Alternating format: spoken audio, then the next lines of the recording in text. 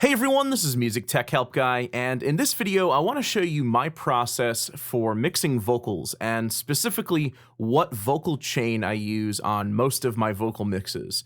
Now, two things just to start here. First, I don't expect you to go out and buy $1,000 worth of plugins to mix your vocals, so I'll suggest some cheaper options and also some stock plugins that can work as alternatives.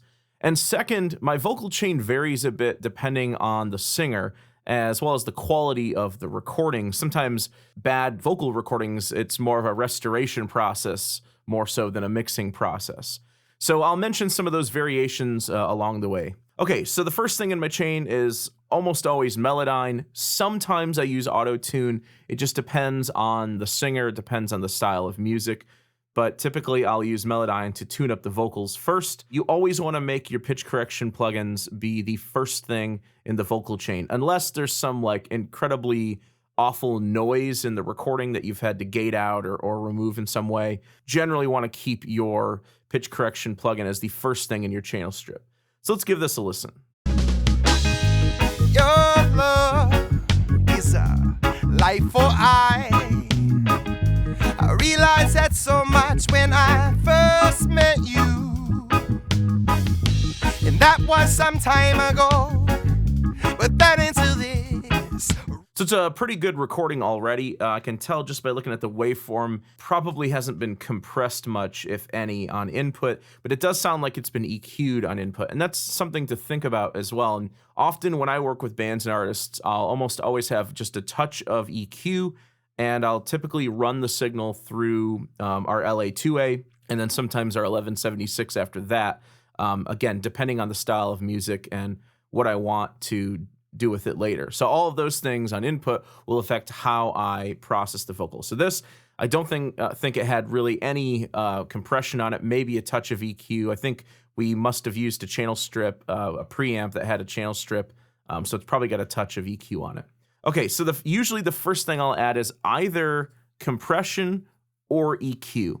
Typically what I like is I like EQ first to brighten up the vocals, bring out the high mid-range and bring out the bass, filter out all of the guttural lows that don't need to be there. Then I like running the signal through the Native Instruments VC2A. And by the way, for the EQ, I'm using Nectar 3's EQ, and I'll explain why I use this EQ in just a bit. Then I'll run it through some optical compression, so the Native Instruments VC2A.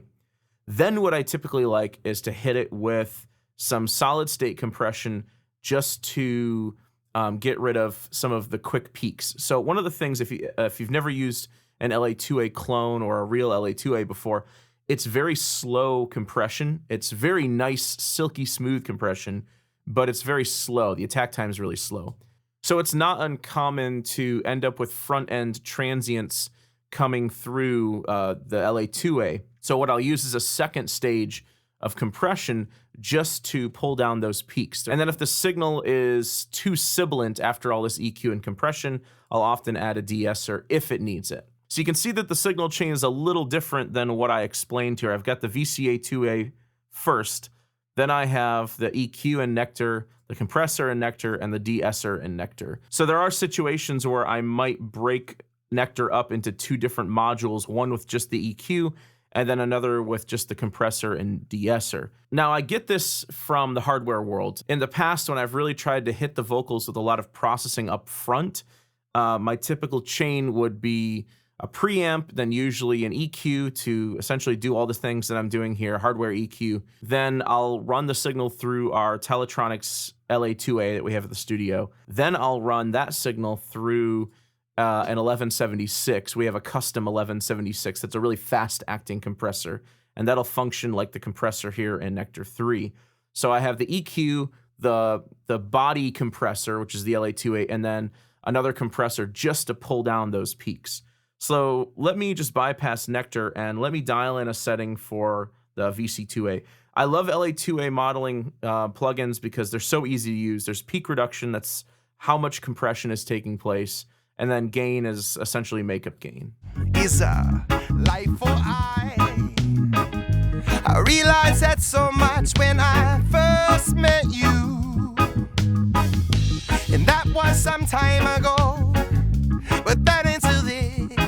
And you can hear this in the recording after I apply the VC2A, the front end of the phrases still comes through really loud, but then the rest of it's real nice and silky smooth. Another thing you can do is you can use the detector high pass. And so this filters the signal that's determining compression. So sometimes with LA2As and LA2A plugins, if you have this wide open like this, sometimes the bass frequencies will have a lot more energy than the high frequencies. So low notes that have more bass in them will compress more than the high notes, which is not necessarily what you want. So by high passing the detection frequency, this makes sure that more of the mid-range and the high range affects the compression and not the low range so much. All right, so let me turn off my second compressor and my de-esser here. I'll turn on Nectar. Now, typically what I like to do, and this is for male and female vocals, I'll typically boost the low end just before I cut off the lows. So typically what I'll do is high pass filter the vocals right around 100 to 150 hertz. It depends on the singer. If they're a darker, lower male vocalist, I might pull this down a bit. If it's a brighter female vocalist, I might pull it up a bit. But then what I do is I go back and compensate for that cut by boosting the signal just before the cut. Then I'll typically boost the sibilant range from about 6K upward, and then I'll usually try to find a resonant peak somewhere in the middle here between around 1,000 to 2,000 or 3,000 hertz.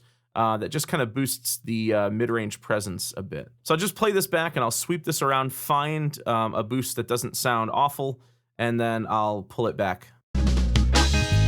Your love is a life for I realized that so much when I first met you, and that was some time ago, but that into this. So the thing about boosting like that, it's going to resonate no matter what you do. It's a matter of finding a point that doesn't like really over resonate and hurt your ears. Now, another thing that I find really helpful, and the reason why I use Nectar's EQ over just, like Logic's channel EQ, is that it can be a dynamic EQ. So when you turn on the dynamic option for all three of these bands, the gain can be reduced as the volume goes up. So what this means is that louder notes won't have the same amount of boost applied to them. You can also do this inversely with a cut. So instead of doing this with compression, you can actually do this with expansion. So if you're cutting rather than boosting, you can do this as well. So I like to use this because it gives me a more balanced sound. Your love is a life for I realized that so much when I first met you, and that was some time ago, but that into this. Resist, said oh no, no, no, no, close to you. Now there's an additional option here, and there's a frequency dynamic option. Now what this will do is you can boost or cut a frequency, and you can have that band move around to the pitch of the vocal melody. So I tell you what I'm going to do. Let me create a new band in here. I'm going to cut this bottom and this mid-range here to kind of get rid of the boxiness. And what I'll do is I'll make this a frequency dynamic band, and watch what happens with this band when I play this back. Your love is a life for I realized that so much when I first met you, and that was some time ago, but that into this. Resist. So you can see it's following like that second overtone there and making the tone a little less boxy. I don't need this for this recording, so I'm actually just going to get rid of that band, but it's interesting to play around with that frequency dynamic option for boosts and for cuts if you need to have the EQ follow the melody. So next, I'll put my second compressor up here, and I'll use the solid state option. I just use a pretty high ratio, a really quick attack time. All I'm trying to do here is get rid of any harsh peaks. Your love is a life for I realized that so much when I first met you, and that was some time ago, but that into So you can see that I'm just compressing the transients on the front end of words and phrases that the VC2A wasn't able to compress. Now he's a little bit sibilant, so I'll pull in the de-esser here. Nectar has a really great de-esser in it. You can set the range right here, set the threshold, and then you can click listen to just hear the signal that's being attenuated. I realized that so much when I first met you, and that was some time ago. But then into this resist. And you don't want to use too much of a de-esser because you can lose some of the sibilance, obviously, but it can give the singer sort of like a lispy sound. Now, the other great thing about everything in Nectar is you can blend it. It doesn't have to be 100%. So if I want to blend the original signal on the EQ, maybe a touch on the compressor, maybe a touch on the de-esser, you can get a more balanced effect this way. So real quick, let me play this back and then I'll bypass the VC2A and Nectar a few times just so you can hear the before and after. Your love is a life for I realized that so much when I first met you, and that was some time ago. But then into this resist. Said, oh no, no, no, no, close to you. See, oh yes, right from the start. So the thing here is we already have a really good vocal recording. It does sound a little boxy. There's some mid frequencies that are over resonating a bit more in the dry version. So I definitely like what I'm doing here with these. Now, if you're looking for some stock plugins that will create a similar sound, instead of the VC2A, you can try using just Logic's stock compressor, but then use the vintage opto circuit. For the EQ, there really isn't a dynamic EQ in Logic, so you can just use the standard channel EQ, use that same EQ curve that I used, just don't use it quite as much because it's going to be it's a static EQ, so that gain's always going to be there.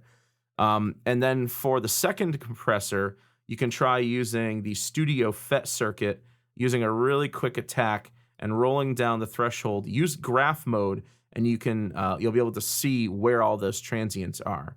Now with the de-esser, Logic actually has a pretty good de-esser plugin. They just redid de-esser. It's called de-esser 2 in the newer versions of Logic. So if you haven't updated to, I think it's Logic 10.4 or 10.4.5 or something like that, they updated the de-esser in one of the recent updates. So make sure you do that. All right, next up, I'll typically use RVox from Waves or Renaissance Vox from Waves. This plugin is so ridiculously simple in what it does, but it's so ridiculously useful in what it does.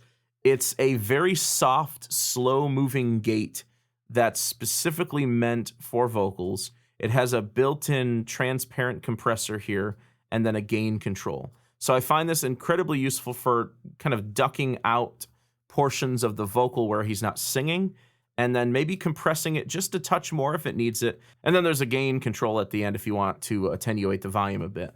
So it's super easy to use. I'll just hit play, and then I'll set the gate threshold right below where the vocals are singing. Your love is a life for I realized that so much when I first met you, and that was some time ago. But then into this resist. Said, oh no, no, no, no, close to you. I love it because it doesn't cut everything out. What I used to do with vocal recordings is I used to go through and I'd sit there and I'd cut out all of the extraneous background noise between each phrase. I rarely find with RVox that it completely cuts out the signal in between phrases. Unless there's like a big gap like this, yeah, it'll completely cut out the signal for a while, but then it'll come back in, and during a whole phrase, it may just duck the signal a little bit in between words or in between phrases, but it rarely cuts everything out, which is why I like it. Now, if you're having problems with breaths, I typically will use the RX7 breath control from Isotope. I love this plugin because you can just click this button here to output breaths only, and then you can adjust the sensitivity and target level for how much reduction you want on those breaths.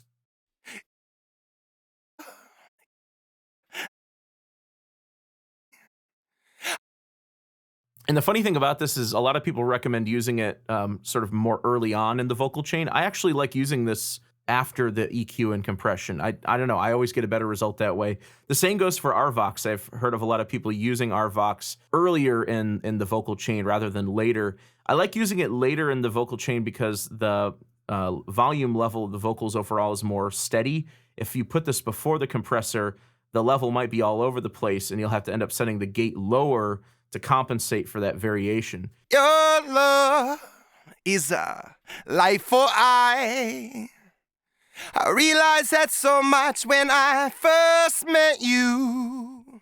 And the thing about breath control is that I don't like to completely pull out the breaths because it sounds really choppy and over edited.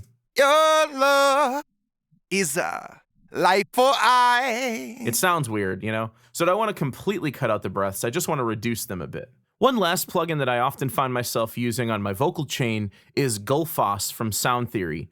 It's a really cool automatic equalizer, and I typically use it to recover and tame certain resonances in the signal. Where I place it in the signal chain also varies depending on the vocal I'm working with.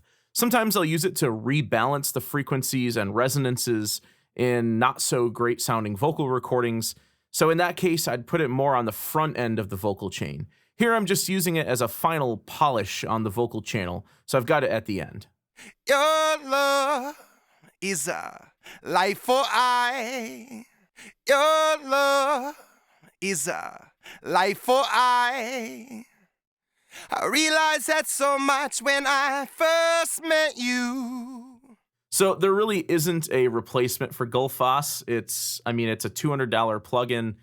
It's sort of like the cherry on top for the vocal chain, but it's completely not necessary for this. I try to use it just to get like an extra 1 to 3% improvement in the frequency balance and some unwanted resonances and things like that. So that's my standard vocal chain that's right on the channel strip. Okay, so what about time-based effects? One thing I really like to do is on a send, I'll add reverb, and I'll also add some sort of like a modulation plugin to thicken the vocals. In the last 6 months or so, I've really been loving Eventide's H910 dual harmonizer, as well as the H949 dual harmonizer. Now, these are really common in the guitar world, but they have some really great sounds for vocals as well. So I'm going to go under vocals here. There's a nice doubler that just really thickens the vocal nicely. You just have to make sure to pull the mix level up to 100% since we're putting this on an aux channel.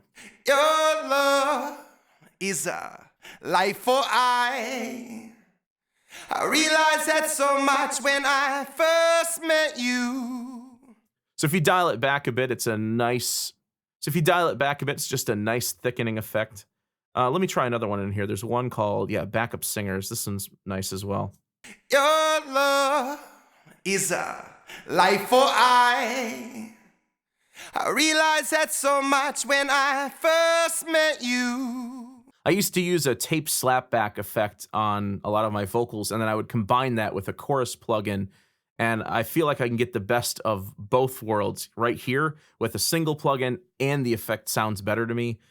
So I can't speak highly enough of the dual harmonizers from Eventide. I love them. If you want something that's not so much like a slapback, you could just try the vocal sweetener preset. It's just a basic vocal thickener.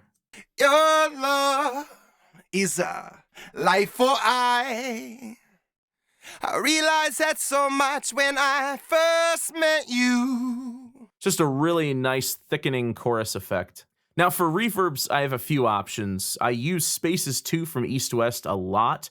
It's probably one of my favorite, if not my favorite, reverb plugin I've ever used. I find that I use that more for instruments than I do for vocals. For vocals, a cheap option that's a really great plugin is Valhalla Vintage Verb. There's all sorts of nice tones in here. Your love is a life for I realized that so much when I first met you. And that was some time ago, but that into this recent. So you can do everything from real short reverbs to really long shimmering reverbs. So it's a great plugin for like $50. And you know what? Space Designer is great too, and it comes with Logic. Space Designer is a convolution reverb that comes with Logic.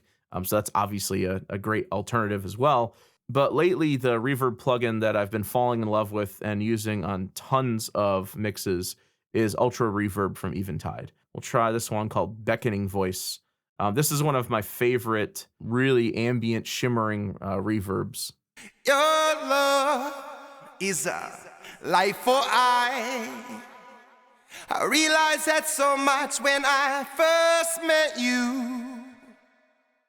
There's a lot of cool plates in here as well. Your love is a life for I realized that so much when I first met you. So let's give this a listen one more time through, and I'll A/B everything, let you hear it dry, and then I'll A/B it a few times so you can hear the before and after. Your love is a life for I realized that so much when I first met you. Your love is a life for I realized that so much when I first met you. And that was some time ago, but that into this resist. Said, oh no, no, no, no, close to you. See, oh yes, right from the start.